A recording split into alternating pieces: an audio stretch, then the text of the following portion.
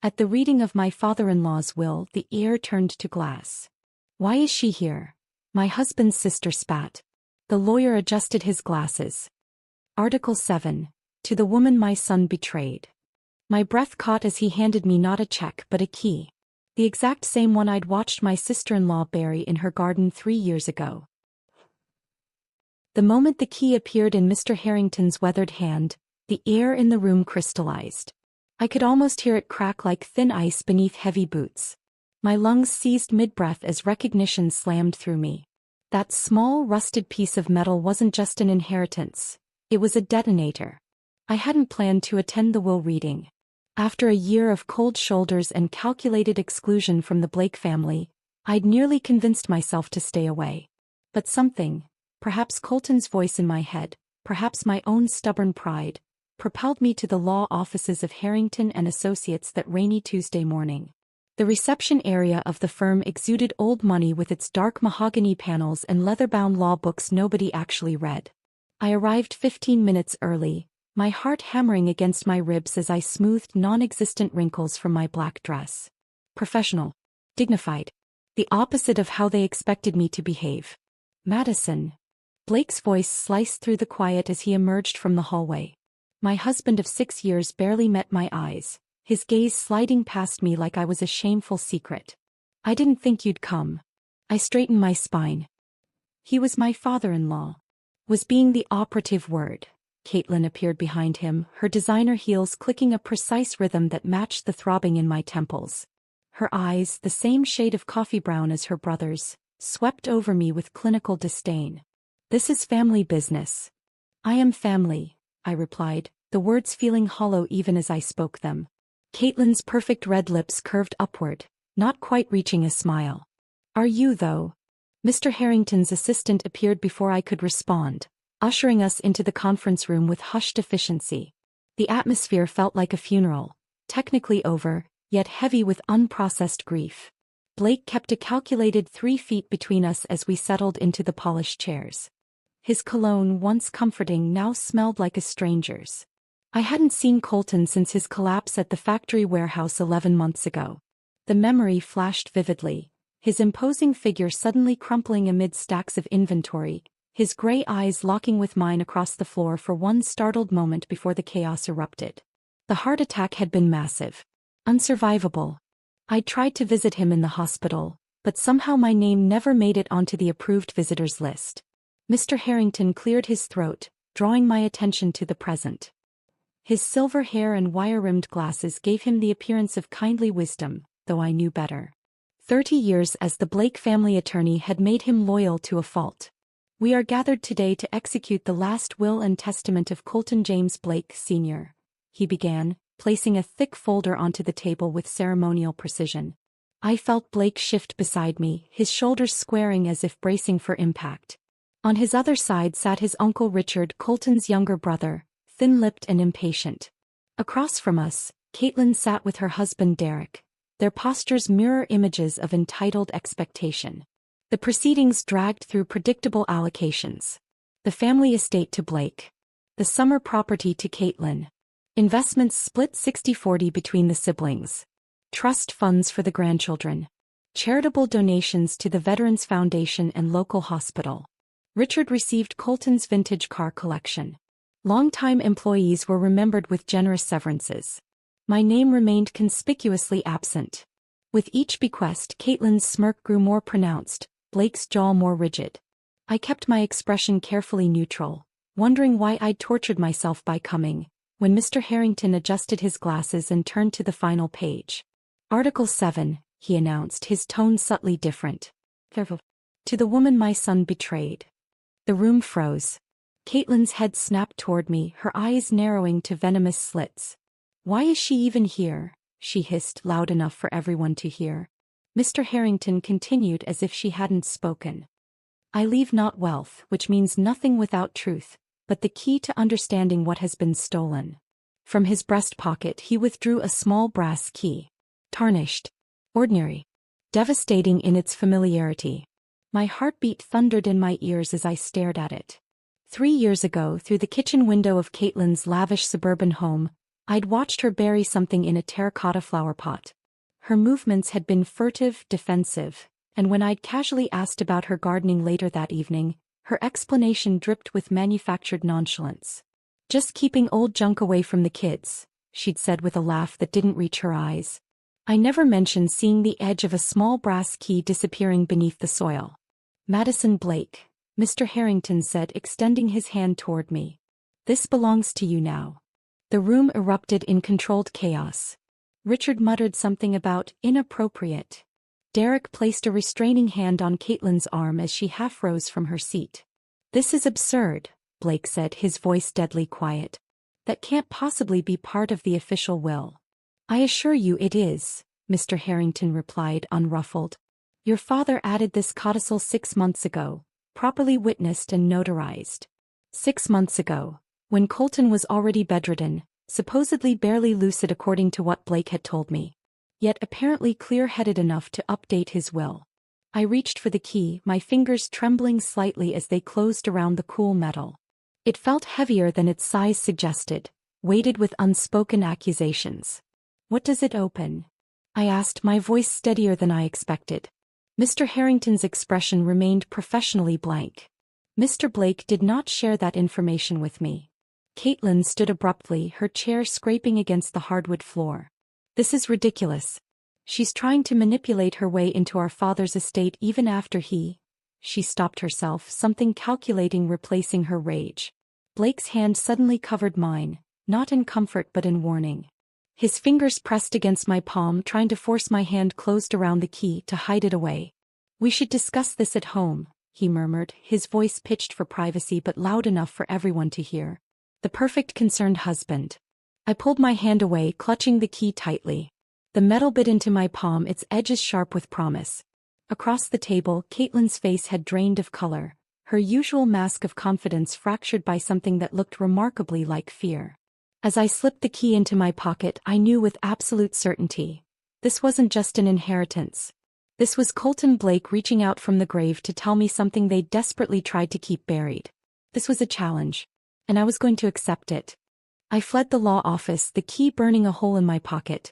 Rain pelted my face as I burst through the heavy glass doors, matching the storm raging inside me. The parking lot swam before my eyes, rain or tears, I couldn't tell which, blurring my vision. 3 years ago.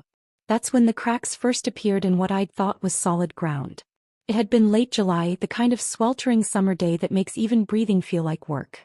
I'd driven to Caitlin's sprawling Tudor-style home to drop off Blake's forgotten laptop before his business trip. Her silver Range Rover sat in the driveway, so I circled around back, knowing she'd likely be in the kitchen that overlooked her prized garden. That's when I saw her, designer clothes smeared with soil, her perfectly manicured hands filthy as she frantically dug in the large terracotta pot by the back steps. She kept glancing over her shoulder, a lookout without a team. When she finally stood, something small disappeared beneath the fresh layer of soil she patted into place.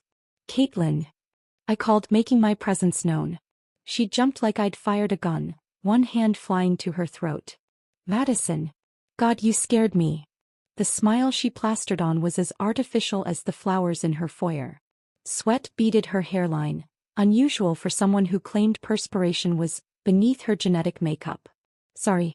Just dropping off Blake's laptop." I nodded toward the pot. "New plant." Her laugh came too quickly. "Just reorganizing. Found an old box of Mom's junk in the attic. Sentimental garbage, really, but the kids would just lose it or break it." She brushed dirt from her hands, leaving smudges on her cream linen pants. "Seemed easier to tuck it away out here." Even then, the lie tasted metallic in the air. That evening, I mentioned it to Blake as he packed for his trip. "Your sister was burying something in a flower pot today. Acting weird about it." Blake's laugh was dismissive as he folded his shirts with military precision. "That's just Caitlin being dramatic. Probably hiding expensive jewelry from Derek again. Last month it was her new earrings in the flower container." He zipped his suitcase. "She thinks he's tracking her spending." But something in his too casual tone caught my attention. A false note in a familiar melody. The following week brought the annual company barbecue. Colton had presided over the event like always, charcoal smoke clinging to his signature blue button-down as he flipped burgers with the same focused attention he gave to quarterly reports. I'd been arranging desserts when his heavy hand landed on my shoulder. "Walk with me, Madison," he'd said, not really a request. We'd strolled along the edge of his property, away from the chatter and laughter. Colton had never been one for small talk, so his silence didn't surprise me. What did was the way he studied my face before speaking. "You notice things, don't you?" he'd finally asked. I tried to. "Good." He nodded, satisfied. "Keep your eyes open. You're smarter than they think." At the time I'd felt oddly flattered, taking his words as a rare compliment from a man notoriously stingy with praise. I didn't realize he was warning me. That night, unable to sleep, I'd stepped onto our back porch for fresh air. Voices carried from behind the pool house. Colton and Blake, their shadows elongated in the security lights. "Can't keep doing this," Colton hissed. "It stops now." "You're overreacting," Blake replied, his voice tight with controlled anger. "Everything is handled." "Nothing is handled." Colton's voice rose before dropping dangerously. "You think I don't see what's happening? What you and your sister—" "Keep your voice down," Blake snapped. "Madison might hear." "Maybe she should." Their conversation dissolved into harsh whispers I couldn't catch. The next morning, Colton was gone. Blake explained his father had transferred temporarily to oversee the Seattle branch's restructuring. 3 months later came the heart attack. The funeral. The gradual freezing out as Blake and Caitlin closed ranks, suddenly too busy for family dinners, suddenly needing space to grieve properly. The key nagged at my thoughts. One weekend when Caitlin took the kids to Disney World, I drove to her house with a flimsy excuse ready for Derek. But his car was gone too. Perfect opportunity. I felt ridiculous, like a character in a bad thriller, as I poked around her garden. The large terracotta pot still sat by the steps, now hosting a thriving rosemary plant. I dug carefully, sifting through the soil, but found nothing. The key was gone. For months I convinced myself it was paranoia, that grief was making me create mysteries where none existed. I almost believed it, until today when that same key materialized in the lawyer's hand like a magician's trick.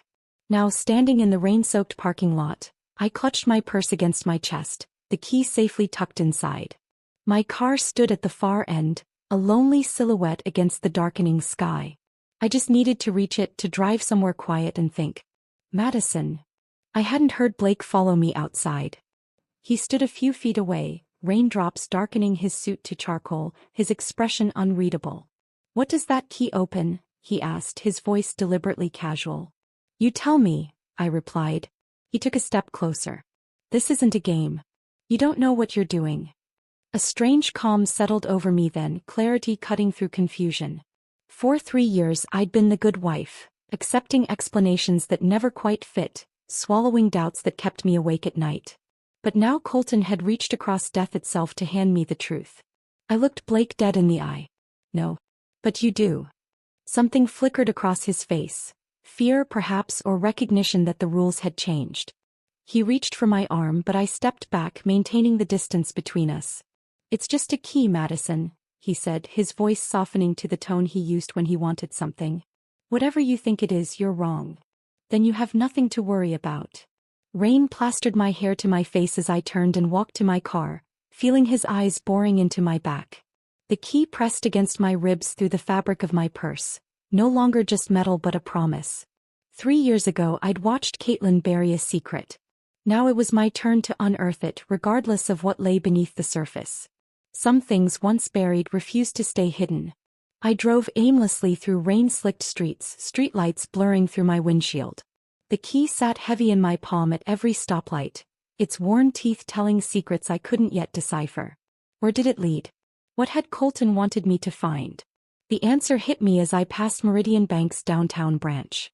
3 years ago, Blake had mentioned his father kept important documents in a safety deposit box there. Old school paranoia, he'd called it with an eye roll. I checked the time, 3:17 p.m. The bank closed at 5. Enough time if I hurried. Meridian's marble-floored lobby echoed with my footsteps as I approached the customer service desk. A young woman with immaculate box braids and a nameplate reading Jessica greeted me with a practiced smile. "I need to access a safety deposit box," I said, placing the key on the counter. My voice sounded foreign to my own ears, calm despite the earthquake in my chest. Of course. Your name and box number. Her fingers hovered over her keyboard. Madison Blake. I don't know the box number, but it would be under Colton Blake Sr. Her smile flickered. Are you listed as an authorized user? I believe so, I lied smoothly. My father-in-law recently passed away. I'm sorry for your loss, she said, the phrase automatic as she typed. Her brow furrowed. There's a box registered solely to Mr. Blake. I'll need to verify your authorization. I produced the portion of the will Mr. Harrington had provided. Article 7 with its cryptic wording and clear bequest of the key. Jessica studied it, uncertainty crossing her features. I'll need to speak with my manager, she said, rising from her seat. While I waited, doubts multiplied. What if the key was a wild goose chase? What if Blake had already emptied the box? If Mrs. Blake. A balding man in his 50s appeared, Jessica trailing behind him. I'm Martin Weber, branch manager. There seems to be some confusion. I straightened my spine. No confusion. My father-in-law left me this key in his will. I believe it's to his safety deposit box here. The box in question is still registered solely to Colton Blake Sr., Weber said, his tone professionally doubtful. Without proper documentation of succession. Like this. I slid Mr. Harrington's card across the counter. Call him. He'll confirm I'm the rightful recipient. Weber's eyes narrowed, but he retreated to his office. 10 minutes later, after what I assumed was a terse conversation with the Blake family attorney, he returned with a different expression. Reluctant compliance. You'll need 2 forms of ID, he said stiffly. After checking my driver's license and passport twice, Weber personally escorted me to the vault. The heavy door swung open with theatrical slowness, revealing walls lined with gleaming metal boxes. Number 713, he announced, stopping before a medium-sized box. I'll give you privacy in the viewing room. The metal box slid from its slot with surprising weight. Weber led me to a small room with a table and chair, then closed the door behind him. Alone at last, I placed the box on the table, inserted the key and turned it. The lock disengaged with a soft click that somehow seemed to echo in the silent room. My hands trembled as I lifted the lid. I'd expected papers, files, maybe old photos, the typical contents of a safety deposit box. Instead, I found just 2 items, a stapled set of documents and a check folded around them. I opened the documents first. The heading made my breath catch. Last Will and Testament of Colton James Blake. This wasn't a copy of the will we'd just heard read. The formatting was different, the language more direct. I flipped to the distribution section and froze. 30% of my estate, including liquid assets, property shares and stock holdings, to my daughter-in-law Madison Eleanor Blake. 30%. Not the 0 I'd received today. But what sent ice through my veins was the date at the bottom of the final page. March 17th, exactly 1 month after Colton's death. The date was impossible. The signature was impossible. Yet there it was, above the notary stamp. Colton's distinctive scrawl, the same signature I'd seen countless times on company letterhead. Below it, the notary's signature and stamp belonged to Patricia Winters, Caitlin's college roommate who'd gone into legal services. And beside that, a witness signature I recognized instantly, Caitlin's sharp, angular handwriting. The same handwriting I'd watched forge excuses for Blake during our college years when he skipped family functions he found boring. With shaking fingers, I unfolded the check wrapped around the will. Made out to me for an amount that made my eyes widen, $4.7 million. Dated 2 days after the forged will. Signed with Colton's signature, but in the same ink as the notary stamp. Same handwriting as the witness line. The truth assembled itself like puzzle pieces locking together. Caitlin had created a fake amended will and a fake payout check. She'd never intended for either to be discovered. Just buried, literally, as evidence that I'd already received my inheritance should the original will ever surface. But Colton had outplayed her from beyond the grave. Somehow he'd known what they would do. He'd secured the original key, then made sure it would find its way to me through channels they couldn't manipulate. I slumped back in the chair, mind racing. This wasn't just about money. The original will, the real one read today, had specifically called me the woman my son betrayed. Not his daughter-in-law. Not Madison. A pointed, public declaration that something was fundamentally wrong. My phone buzzed with an incoming call. Blake. I silenced it, then carefully photographed every page of the forged will and the fraudulent check. Evidence. Protection. As I returned everything to the box, questions churned beneath my shock. What betrayal had Colton referenced? What had Blake and Caitlin done that was worth committing fraud to cover up? And why had Colton trusted me, the outsider, the afterthought, to uncover it all? I locked the safety deposit box and composed myself before stepping out. Weber waited, his expression a mix of curiosity and discomfort. "Find what you were looking for, Mrs. Blake?" he asked. I managed a small smile. More than I expected. Walking out of the bank into the fading afternoon light, I felt irrevocably changed. The naive woman who had accepted years of subtle dismissals and convenient explanations had disappeared, replaced by someone with evidence of criminal activity committed by her own husband and sister-in-law. My phone buzzed again. 7 missed calls from Blake, 3 from Caitlin. I switched it to silent and slipped it back into my purse. They knew I had the key. They didn't know I'd found its lock. For the first time in years, I held a power they couldn't anticipate or control. Whatever game they'd been playing, I just changed the rules. I needed space to think, somewhere Blake wouldn't immediately look for me. Driving aimlessly through downtown, I found myself turning toward Riverside Park, the place where, ironically, Blake had proposed 5 years ago. Now it seemed fitting to unravel our marriage where it had officially begun. The rain had stopped, leaving the air heavy with moisture and the walking paths deserted. I sat on a bench overlooking the river's churning current, my mind traveling back to when I'd first stepped into the Blake family orbit.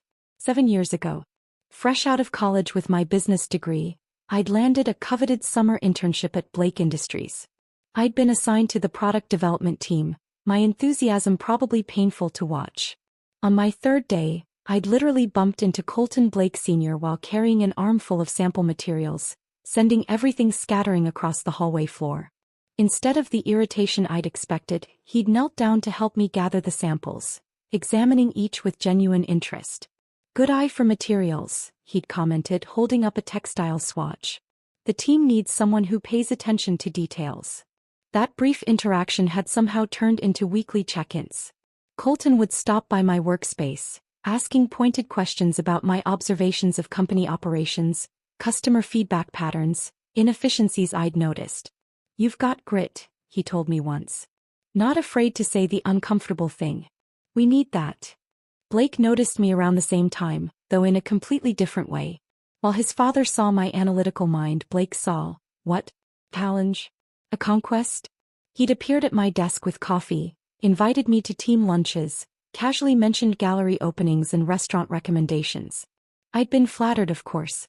Blake had that effortless confidence of someone who'd never questioned his place in the world. His attention felt like validation, proof I belonged in this glossy corporate environment despite my community college start and scholarship-patched education. Our courtship had been a whirlwind. Weekend getaways on the company jet. Champagne picnics arranged by his assistant. A proposal at sunset in Riverside Park, with a photographer hidden in the bushes to capture the moment for social media. I'd said yes without hesitation, intoxicated by what I thought was love. The wedding was featured in regional business magazines, not because I was anybody but because the Blake name carried weight. Strategic alliance. I'd overheard one board member joke at the reception. I'd laughed it off then. The shift came so gradually I barely noticed at first. 2 weeks after returning from our honeymoon, Blake suggested I transfer to the administrative division. "You'll have direct exposure to executive decision-making," he'd explained. "Better advancement opportunities." Instead, I found myself coordinating office parties, managing the charity foundation, and handling special projects that amounted to busy work. My product development insights were reduced to suggestions that never made it past email drafts. Caitlin's role in my sidelining became increasingly clear. Though her official title was VP of Special Projects, she functionally controlled the financial operations of the company. Madison's organizing the holiday party. She'd announce in meetings where I'd prepared to discuss market analytics. She's got such a knack for those things. The first time it happened, I'd waited for Blake to correct her, to remind everyone of my actual responsibilities.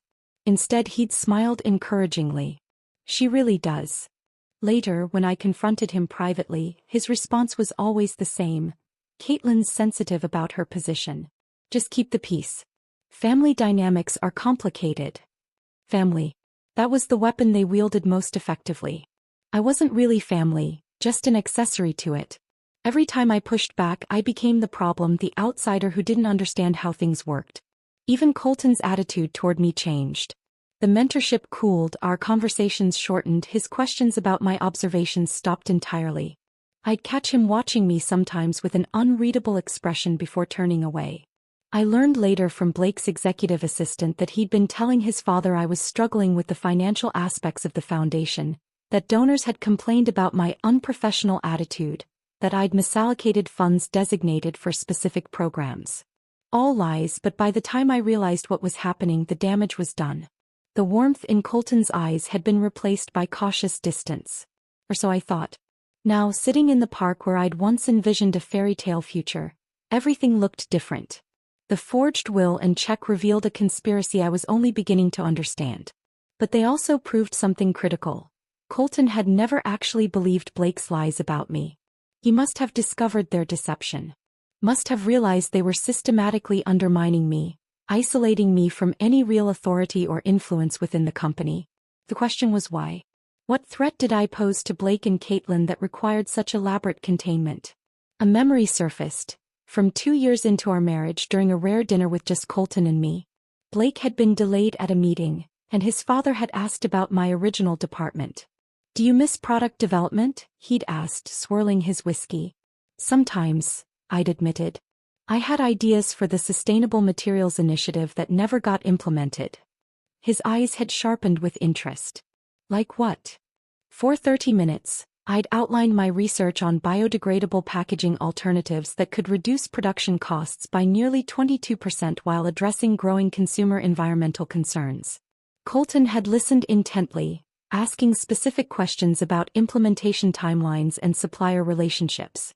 The conversation ended abruptly when Blake arrived, but the next day, Colton had requested the foundation's financial records for review.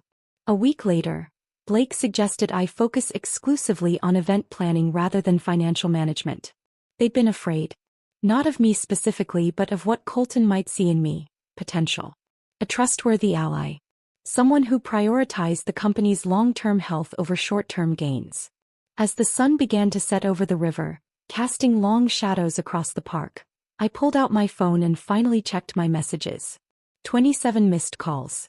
15 texts demanding to know where I was. 2 voicemails from Caitlin, her voice tight with barely controlled panic. The last text from Blake read simply, "Whatever you think you know, you don't. Come home so we can talk." But home wasn't home anymore. It was the elaborate stage set where I'd performed the role of supportive wife while being systematically stripped of voice and agency. And now, finally, I understood the most important line from Colton's will. "To the woman my son betrayed." The betrayal wasn't infidelity or a single act of deception. It was the methodical dismantling of my potential, my confidence, my place in a company where I'd once been valued for my mind rather than my marriageability. Colton hadn't just left me a key. He'd left me a mission, to reclaim what had been taken and expose the rot within his own blood. I couldn't go home, not to the pristine mansion that had never truly felt like mine. Instead, I drove to the airport Marriott and paid cash for a room. Anonymous. Untraceable. I needed a clear head to plan my next move. By morning I had my strategy.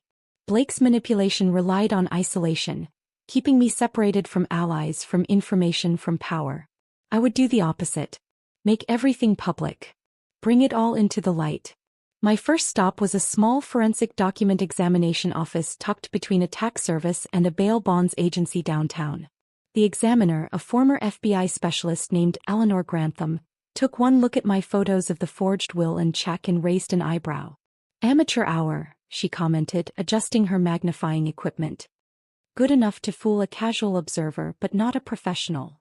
3 hours and an expedited fee later, I had a preliminary report detailing 5 distinct indicators of forgery, including inconsistent pressure points in the signatures, ink discrepancies, and evidence of traced lettering.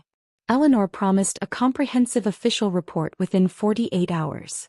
Next, I visited James Wilson, a semi-retired attorney who had worked with Colton's father decades ago. He'd maintained a small practice specializing in corporate governance disputes, and most importantly had no ties to Blake's hand-picked legal team. Wilson's office was a throwback to another era, wood paneling, leather-bound law books, and not a minimalist piece of furniture in sight. He listened without interruption as I laid out my evidence, spreading the photos and forensic report across his cluttered desk. When I finished, the silence stretched uncomfortably long. Wilson removed his glasses, polishing them deliberately before responding. "This could be criminal," he said finally, his voice carrying the weight of 40 years in law. "Forgery, fraud, probate violations." He fixed me with a penetrating stare. "Do you want to press charges?" The question momentarily stunned me. Criminal charges meant police reports, court appearances, media coverage. Meant the Blake name, my name, splashed across headlines. "No," I decided. "Not yet. I don't want jail time. I want the truth." Wilson nodded slowly. "Then what do you want?" "A reckoning," I replied, the word tasting strange but right on my tongue. "Public acknowledgement of what they did." Over the next 2 days, Wilson and I constructed our approach. Blake Industries' bylaws included a provision allowing any shareholder with relevant concerns to call an emergency meeting. As Colton's legitimate heir mentioned in the original will, I qualified. I sent the formal request through Wilson, citing urgent governance concerns related to the execution of the founder's estate. The corporate secretary couldn't refuse without risking liability. The meeting was scheduled for Thursday at 2 p.m., less than a week after the will reading. I spent the intervening days gathering my evidence, preparing my statement, and ignoring the increasingly frantic messages from Blake. He veered between concern, "I'm worried about you," anger, "You're being incredibly immature," and manipulation, "My father wouldn't want the company damaged by misunderstandings." Thursday arrived with stomach-churning swiftness. I dressed with deliberate care, a charcoal gray suit I'd worn to my first executive presentation years ago before being sidelined. My armor. Blake Industries headquarters dominated the downtown skyline, its glass facade reflecting clouds and ambition in equal measure. I'd once felt pride walking through those automatic doors. Today I felt something closer to righteous fury. The boardroom occupied the entire top floor with floor-to-ceiling windows offering panoramic views of the city Colton had helped build. I arrived 15 minutes early but not early enough. Caitlin already sat at the head of the table, Colton's chair, reviewing papers with affected nonchalance. Blake stood behind her, hands clasped behind his back, a portrait of corporate confidence. Their body language screamed united front. 8 board members sat in various states of confusion and irritation. Emergency meetings were rare and inconvenient. Good. I wanted them uncomfortable. "Madison," Blake said smoothly as I entered, as if we'd bumped into each other at a charity gala. "Glad you could join us." I didn't respond. Instead, I placed my portfolio on the table and began distributing copies of my evidence packet. One by one, the board members accepted the folders with expressions ranging from curiosity to suspicion. "What exactly are we discussing?" asked Richard Morris, the longest-serving board member and Colton's closest friend on the executive team. I took a steadying breath and opened my folder. "This is what your founder left for me," I said, my voice stronger than I'd expected. "After his death, this was buried, literally, along with a forged payout designed to silence me." The room fell silent as I walked them through the evidence methodically. The original will. The safety deposit box. The forged amended will with its impossible date. Check. The forensic report confirming Caitlin's handwriting. "You'll notice on page 4, I continued, the notary stamp belongs to Patricia Winters. She's currently under investigation by the state licensing board for multiple irregularities. She's also, coincidentally, Caitlin's former roommate." I watched their faces as understanding dawned. Confusion gave way to shock, then to the dawning horror of realization. Morton Fielding, the CFO, removed his glasses and pinched the bridge of his nose. Diane Levesque, head of legal, was already taking furious notes, her expression glacial. Caitlin's face had transformed from confident to corpse-like, blood draining visibly with each new piece of evidence.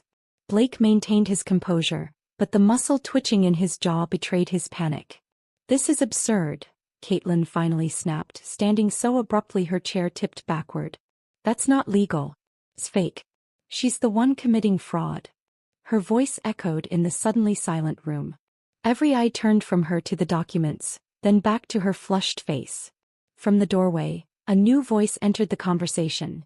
The notary commission number on this document was suspended 3 months ago for fraudulent activities. James Wilson stood there, phone in hand.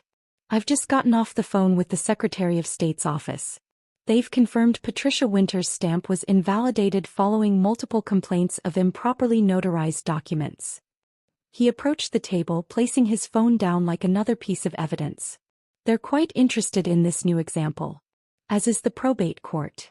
Caitlin's face contorted. You have no right. I have every right, I interrupted, surprised by my own calm. Just as your father had every right to leave me 30% of his company. Blake finally spoke, his voice low and dangerous. Madison, you don't understand what you're doing. I understand perfectly, I replied, meeting his gaze directly. I'm doing exactly what Colton would have wanted. Exposing the truth.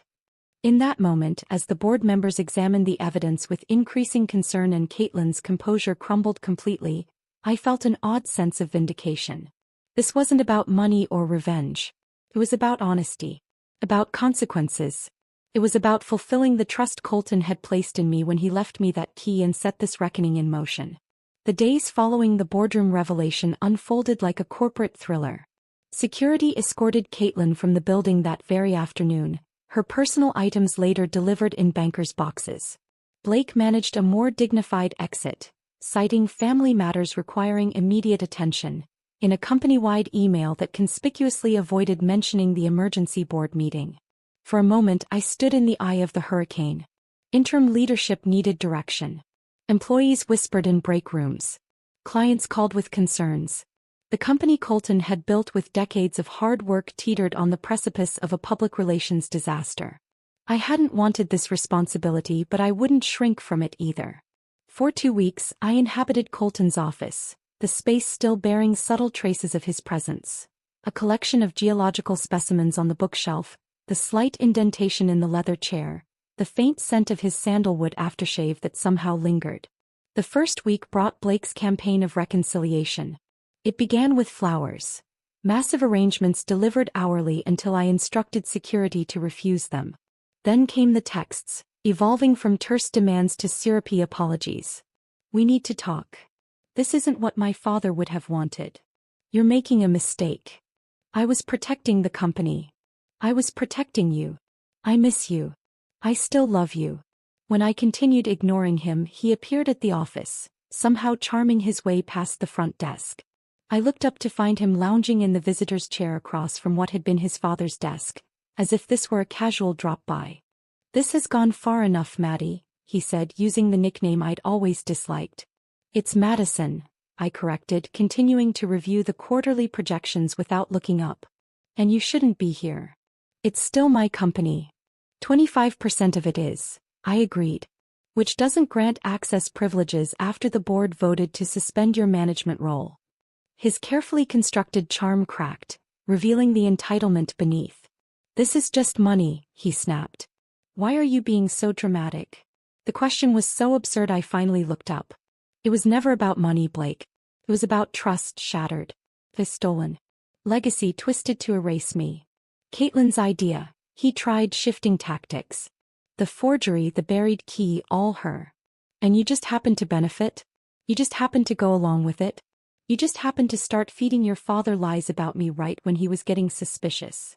I shook my head. You're not a passive character in someone else's story, Blake. You made choices. Security arrived then, responding to the silent alarm I'd triggered under the desk. Blake's face as they escorted him out, disbelief morphing into comprehension that his world had irrevocably changed, would stay with me long after. Caitlin's approach differed in style but matched in desperation. After her initial rage came calculated manipulation. She arrived at my hotel with tears and a story about Blake coercing her, about fearing for her children's inheritance, about making one terrible mistake. When that failed, she pivoted to threats. About what she knew, what she could reveal, what she might do. We thought you'd leave anyway, she said during her final attempt, her composure slipping. You were never meant to be permanent. The casual cruelty of it struck me like a physical blow. In their eyes, I had always been temporary. A convenience, an accessory, never truly part of the legacy they believed was their birthright alone. By the third week I had made my decision. I called a formal board meeting and arrived with a proposal my lawyers had carefully drafted. The room felt different this time. Respect had replaced suspicion, attention had replaced dismissal. I'll sell my 30% stake in Blake Industries, I announced, under one non-negotiable condition. Neither Blake nor Caitlin may hold any management position within the company or its subsidiaries, now or in the future. The reaction was immediate. Murmurs, exchanged glances, raised eyebrows. Richard Morris leaned forward. That's a significant demand, Madison. It's a significant stake, I countered. And a significant betrayal that endangered this company's reputation and integrity. Deliberations lasted hours. Financial considerations weighed against ethical ones. Legal implications against practical realities. In the end, pragmatism won out. The whispers of forgery and fraud had already reached major clients. Investors were skittish about potential scandal. The company needed stability, not protracted internal warfare. When the vote came, it was unanimous. The board accepted my terms. I kept Colton's chair warm just long enough to appoint someone who respected the legacy. Janet Winters, a brilliant operations director who had been consistently overlooked for promotion during Blake's tenure. I remembered Colton mentioning her potential years ago, before his opinion of me supposedly changed. Her strategic vision and ethical backbone were exactly what the company needed. My final acts included establishing a scholarship foundation for business students from disadvantaged backgrounds and creating an anonymous whistleblower system to prevent future abuses of power. Small tributes to the man who had recognized something in me worth nurturing, worth trusting even when his own children didn't. I signed the final paperwork on a Tuesday morning in early autumn. No press release, no interview, no victory lap. Just the quiet satisfaction of completing what Colton had started. I walked out of the headquarters without looking back, the weight of the past month finally lifting from my shoulders. On my way home, not to the mansion I'd shared with Blake, but to a modest lakeside cabin I'd secretly purchased with part of my settlement, I made one final detour. Caitlin's house stood empty, a for sale sign swaying gently in the front yard. Financial fallout perhaps, or simply too many ghosts. I paused by the garden where, 3 years ago, I'd watched her bury that pivotal key. The large terracotta flower pot still sat by the steps, but now it was cracked down the side, neglected flowers spilling out like secrets escaping confinement. Nature reclaiming what had been unnaturally constrained. Standing there, I felt an unexpected sense of peace wash over me. The key Caitlin had buried thinking it would forever hide her deception had instead unlocked my freedom. It had given me exactly what they had tried to steal. My name, my worth, and my place in the world. I smiled, turned away, and drove toward the future Colton had somehow known I deserved. One unburdened by manipulations and lies, one where I determined my own value. Some betray. Some bury. Some, like Colton Blake Sr., believe in justice even from beyond the grave. And some, like me, finally learn to trust themselves more than the people who claim to love them. If this story of sweet revenge had you on the edge of your seat, smash that like button right now. My favorite part was when Madison walked into that boardroom with all the evidence, watching Caitlin's face drain of color as she realized her scheme was exposed. What was your favorite moment? Drop it in the comments below. Was it the will reading when Madison received the mysterious key? Or maybe when she discovered the forged documents in the safety deposit box? Don't miss more thrilling stories like this. Subscribe and hit that notification bell so you never miss an upload.